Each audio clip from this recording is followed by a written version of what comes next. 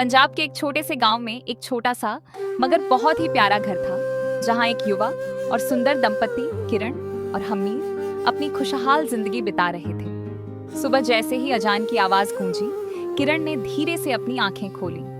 उसने मुस्कुराते हुए हमीर को जगाया।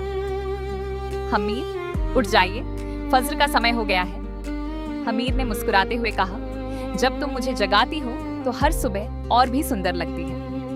दोनों ने मिलकर फज्र की नमाज अदा की। नमाज के बाद वे दोनों बैठकर दुआ मांगने लगे। कुछ देर बाद दोनों ने मिलकर गाय, भैंस और बकरियां बाहर निकाली। जानवर खुशी से आवाजें करते हुए इधर उधर दौड़ने लगे।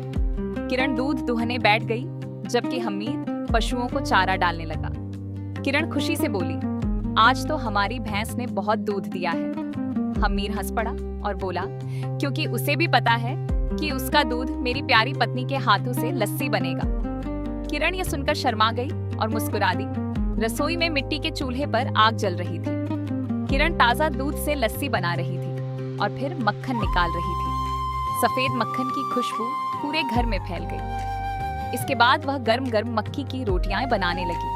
हमीर ने कहा, इतनी अच्छी रोटियां तो शहर के लोगों को कभी नसीब नहीं होती। किरण ने मुस्कुराते हुए जवाब दिया, क्योंकि उनमें प्यार नहीं होता। नाश्ते के बाद दोनों खेतों की ओर निकल गए। हरे भरे खेत हवा के साथ लहरा रहे थे। हमीर चारा काट रहा था और किरण उसे इकट्ठा कर रही थी। दोपहर में उनके बच्चे आंगन में खेलने लगे। बच्चों की हंसी से पूरा घर गूंज उठा। शाम को दोनों चारपाई पर बैठे। हमीर बांसुरी बजाने लगा। सूरज धीरे धीरे खेतों के पीछे डूब रहा था। हमीर ने प्यार से किरण की ओर देखते हुए कहा, किरण, हमारा गांव कितना सुंदर है ना?